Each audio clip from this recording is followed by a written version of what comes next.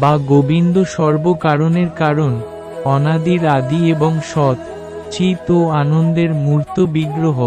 ব্রহ্মের উপলব্ধি হচ্ছে তার সৎ, শাশ্বত সনাতন বৈশিষ্ট্যের উপলব্ধি। পরমাত্মার উপলব্ধি হচ্ছে সৎ ও চিৎ, অনন্ত জ্ঞান বৈশিষ্ট্যের উপলব্ধি। কিন্তু পরমেশ্বর ভগবান শ্রীকৃষ্ণকে উপলব্ধি করা হচ্ছে তার সৎ, চিৎ ও আনন্দ বৈশিষ্ট্যসম্পন্ন অপ্রাকৃত রূপের পূর্ণ উপলব্ধি। অল্পবুদ্ধিসম্পন্ন মানুষেরা মনে করে যে পরম তত্ত্ব রূপ ও আকারহীন নির্বিশেষ তত্ত্ব, কিন্তু তিনি অপ্রাকৃত চিন্ময় পুরুষ এবং সমস্ত বৈদিক শাস্ত্রে এই কথা দৃঢ়ভাবে প্রতিপন্ন করা হয়েছে।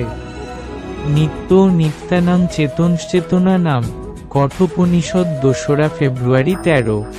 যেমন আমরা সকলে স্বতন্ত্র জীব এবং আমাদের ব্যক্তিগত স্বাতন্ত্র্য আছে, তেমনি পরম তত্ত্বের সর্বোচ্চ স্তরে তিনিও স্বতন্ত্র পুরুষ এবং পরমেশ্বর ভগবানের উপলব্ধি অপ্রাকৃত বৈশিষ্ট্যসমূহ সহযোগে তার পূর্ণ রূপের উপলব্ধি। তাকে উপলব্ধি করা হলে তার অপ্রাকৃত রূপের সব কিছুই উপলব্ধি হয়ে যায়। যিনি স্বয়ং পূর্ণ, তিনি কখনোই নির্বিশেষ হতে পারেন না। যদি তিনি নির্বিশেষ হন, যদি তিনি কোন কিছু থেকে ন্যূন হন, তবে তিনি পূর্ণ হতে পারেন না। আমাদের অভিজ্ঞতায় যা কিছু আছে এবং আমাদের অভিজ্ঞতার অতীত সব কিছুই ভগবানের মধ্যে বিদ্যমান, নতুবা তিনি পূর্ণ তত্ত্ব হতে পারেন না। পূর্ণ তত্ত্ব পরমেশ্বর ভগবানের মধ্যে রয়েছে বিপুল শক্তিরাজি, পরাস্য শক্তি বিবিধৈব ক্রতে। শ্রীকৃষ্ণ তার বিভিন্ন শক্তির মাধ্যমে কিভাবে ক্রিয়া করেন, তাও ভগবদ্গীতাতে ব্যাখ্যা করা হয়েছে। আমাদের অধিষ্ঠানস্বরূপ পরিদৃশ্যমান এই জগৎ অথবা অনিত্য জড় জগৎ স্বয়ংসম্পূর্ণ, কারণ যে 24টি উপাদান দ্বারা এই জড় জগৎ অনিত্যরূপে অভিব্যক্ত হয়েছে, সাংখ্য দর্শন অনুযায়ী সম্যরূপে তাদের সমন্বয়ের ফলে উদ্ভূত পূর্ণ সম্পদ এই ব্রহ্মাণ্ডের পালন ও রক্ষণাবেক্ষণের জন্য অপরিহার্য। এর মধ্যে কোন কিছুই অতিরিক্ত নেই, আবার অন্য কিছুর প্রয়োজনও নেই।